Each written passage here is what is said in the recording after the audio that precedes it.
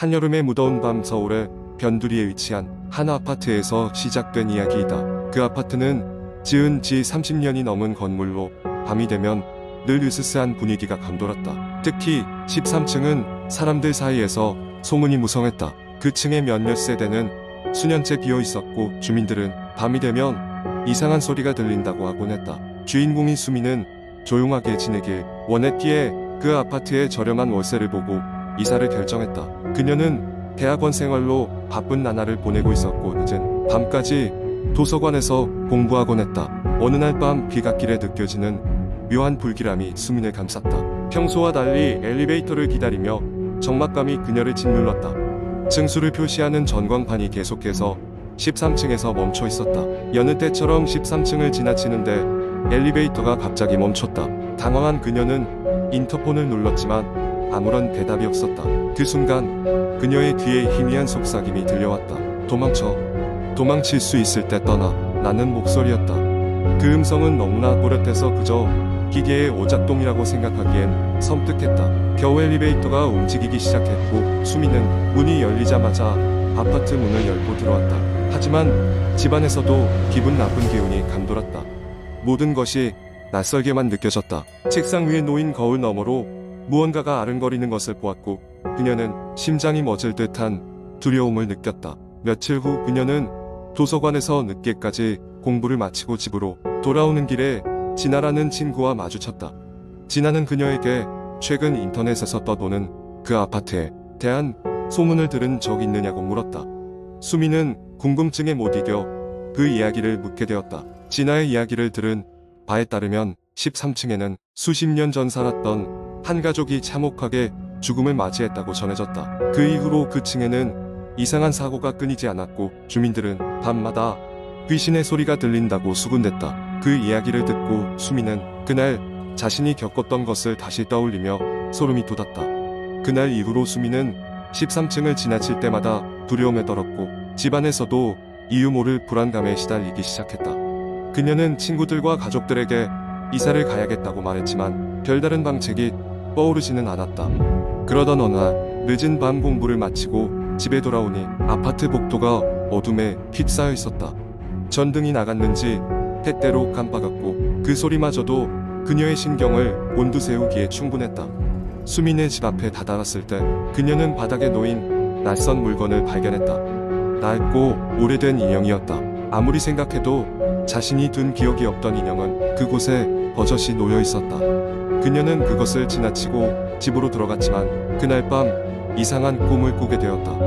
꿈속에서 그녀는 아파트 복도를 거닐고 있었고 그 인형은 자꾸만 그녀를 향해 걸어왔다. 꿈에서 깨어난 그녀는 이곳에 더 있을 수 없다는 결심을 했다. 이튿날 그녀는 짐을 싸서 친구 집으로 향했다. 그녀는 그 아파트를 떠나는 마지막 순간까지도 13층을 지나칠 때마다 싸늘한 기운을 느꼈지만 더 이상 신경 쓰고 싶지 않았다. 그렇게 수미는 그 아파트를 떠났지만 후에 그녀는 이상한 이야기를 들었다. 그 아파트에서 그녀가 살던 층에서 또 다시 미스터리한 사고가 발생했다는 소식이었다. 그녀는 자신이 그 아파트를 떠나오길 잘했다고 생각하면서도 여전히 그곳에서 자신에게 속삭이던 목소리를 잊을 수 없었다. 시간이 지나도 그녀에게 그날의 사건은 쉽게 잊히지 않았고 수미는 그 경험이 꿈만 같으면서도 너무나도 상기되었다. 이 이야기의 끝은 여전히 그녀에게 미완으로 남아있다. 두 번째 이야기. 안녕하세요. 오늘은 인터넷에서 흔히 볼 수 있는 공포썰 중 하나를 아주 길게 작성해 보려고 합니다. 이 이야기는 제가 예전에 어느 커뮤니티에서 읽었던 이야기를 바탕으로 재구성한 것입니다. 크지는 않지만 마음을 서늘하게 만들 수 있는 그런 이야기입니다. 이야기는 어느 평범한 대학생인 수진의 경험담에서 시작됩니다.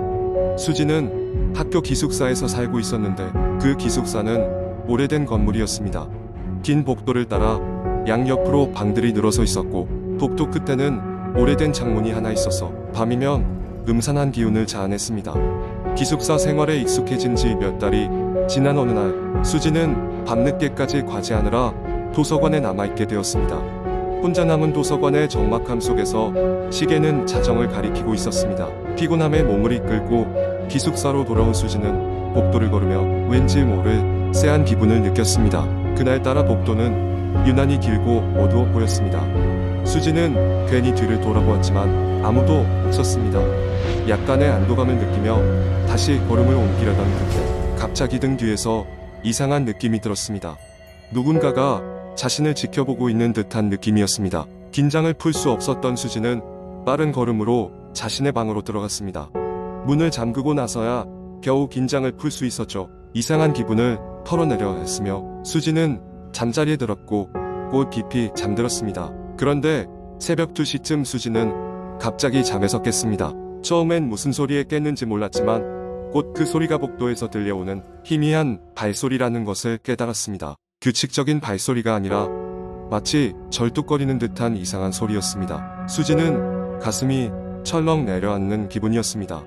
그녀의 머릿속에는 온갖 불길한 생각이 스쳐갔습니다. 혹시 누가 복도에 있을까? 무서운 생각이 들었지만 확인할 방법이 없었습니다. 그저 이불을 꼭 끌어안은 채 상황이 지나가기만을 기다릴 수밖에 없었습니다. 하지만 그 소리는 점점 수진의 방 쪽으로 다가오는 것만 같았습니다. 수진은 두려움에 떨다가 용기를 내어 방문으로 조심스레 다가가 눈을 천천히 문틈에 대고 복도를 내다봤습니다. 처음에는 아무것도 보이지 않았습니다. 그러나 어느 순간 창문에서 들어오는 희미한 달빛 아래 복도 끝에 웬 검은 형체가 서 있는 것이 보였습니다. 심장이 빠르게 뛰기 시작했습니다. 수지는 그 자리에 얼어붙은 채 움직일 수 없었습니다. 검은 형체는 움직이지 않고 서 있었고 긴 시간이 지난 것만 같은 그 순간이 지나고 나서야 불현듯 사라졌습니다. 수지는 그 형체가 어디로 갔는지 알 수 없었고 그저 움직일 수 없는 채 떨어야 했습니다. 다음 날 아침 수지는 그 일을 아무에게도 말하지 않았습니다. 아침 햇살 속에서 모든 것은 비현실적으로 느껴졌지만 밤이 오자 다시 두려움에 사로잡혔습니다. 매일 밤 그 소리와 형체는 반복되었습니다. 수지는 점점 생활에 집중할 수 없게 되었고 해결할 수 없는 고민에 시달렸습니다. 그렇게 몇 주가 지난 어느 날 기숙사 친구들과의 대화 중에 수지는 충격적인 이야기를 듣게 되었습니다. 기숙사의 전 학생들 사이에 전해지는 소문이었는데 오랫동안 이 기숙사 복도에 나타나는 이 형체에 대한 이야기가 있었다는 것입니다. 종종 복도 끝에서 누군가의 형체가 보이고 발소리가 들린다는 것이었죠. 이 이야기를 들은 수지는 자신의 경험이 단순한 상상이 아니었음을 깨달았지만 여전히 이유를 알 수 없었습니다. 결국 수지는 기숙사를 나와 가까운 자취방으로 이사를 하게 되었고 그 사건은 그녀의 기억 속에 서서히 옅어져 갔습니다. 그러나 가끔씩 꿈속에서 그 밤의 기억이 떠오를 때면 여전히 등골이 오싹해지는 기분을 떨칠 수 없었습니다. 그리고 지금도 그 기숙사에서는 가끔씩 이상한 발소리와 검은 형체에 대한 소문이 돌곤 한다고 합니다. 그 형체의 정체가 무엇인지는 아무도 알 수 없지만 많은 사람들이 그 복도를 지날 때면 왠지 모를 불안감에 사로잡힌다고 하죠. 밤이 깊어가는 어느 날 그 오래된 기숙사를 지나야 할 때 당신이라면 어떤 기분이 들까요? 잔잔한 바람이 휘몰아치는 복도 끝에 그 검은 형체가 서 있을지도 모른다는 생각, 그것은 그저 상상일 뿐일까요? 지금까지 많은 사람들이 그 기숙사를 떠나면서도 그 이야기만큼은 잊지 못했다고 합니다. 당신도 그 오싹한 이야기의 다음 주인공이 될지 모릅니다. 세 번째 이야기. 여름방학이 한창이던 8월의 어느 날 밤 나는 대학 친구들과 소위 녹음기라고 불리는 오싹한 숲으로 유명한 곳에 캠핑을 가기로 했다. 고등학교 시절부터 심령 현상에 관심이 많았던 나와 내 친구들은 이곳이 현지에서 초자연적인 현상이 자주 일어나는 곳이라고 들어 호기심에 가득 찬 상태였다. 숲에 들어서는 순간 우리는 여름밤에 어둠과 숲에서 풍기는 싸늘한 공기에 등골이 서늘해지는 걸 느꼈다. 차에서 짐을 꺼내어 캠핑장을 설치하고 우리는 테이블 하나를 가운데 놓고 둘러앉아 각기 가져온 간단한 스낵을 나눠 먹으며 이야기를 나누기 시작했다. 밤은 깊어갔고 숲속의 소리는 더욱 선명하게 들려오기 시작했다. 한참 동안 친구와 대화를 나누던 중 갑자기 우리 중 한 명인 준호가 이상한 소리를 들었다며 우리를 조용히 시켰다. 쉿. 나나나나. 듣고 있어? 무슨 소리 들리지 않아? 준호의 말에 모두가 귀를 기울였지만 처음에는 아무 소리도 들리지 않았다. 그러나 잠시 후 바람 때문에 일어난 것만 같은 부스럭거리는 소리가 귀에 들어왔다. 우리는 신경을 곤두세우고 그 소리를 쫓기 시작했다. 벅찬 호기심에 우리는 손전등을 켜고 소리가 나는 방향으로 조심스럽게 걸어갔다. 숲은 깜깜했고 손전등의 희미한 불빛만이 길을 밝히고 있었다. 그렇게 한참을 걸었을 때 우리는 사람 형체로 보이는 그림자가 나무 사이에서 얼씬거리며 움직이는 것을 보았다. 놀란 우리는 잠시 동안 서로의 얼굴을 마주보며 말을 잇지 못했다. 잠시 후 내 친구 중 한 명이 용기 내어 그 그림자에게 말을 걸었다. 저기 누구세요? 그러나 대답은 돌아오지 않았다. 대신 그림자는 마치 우리를 힐끗 보고는 숲 깊은 곳으로 사라지는 듯했다. 우리는 그때까지만 해도 그것이 그냥 정상적인 캠핑을 하던 다른 사람이었을 거라 생각하고자 했다. 그러나 이상한 일은 계속되었다. 텐트로 돌아온 후 각자 자리에 누워 잠을 청하려던 우리는 갑자기 텐트 밖에서 나는 정체불명의 발자국 소리에 눈이 번쩍 떠졌다.